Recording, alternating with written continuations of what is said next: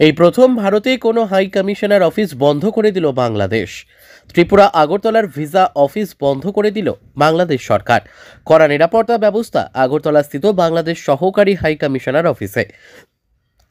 মোতায়েন আধা সামরিক বাহিনীর জওয়ানদের।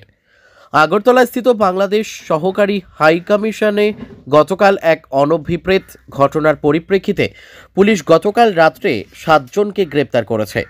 এছাড়া কর্তব্যে গাফিলতির কারণে 3 জন পুলিশ ও সাব ইন্সপেক্টরকে সাময়িক বরখাস্ত করা হয়েছে বলে সূত্রে খবর।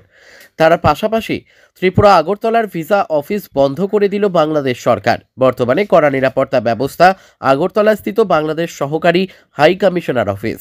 মোতায়েন করা হয়েছে বিশাল সংখ্যক পুলিশ ও আধা সামরিক বাহিনীর জওয়ানদের। Bureau report, news today India.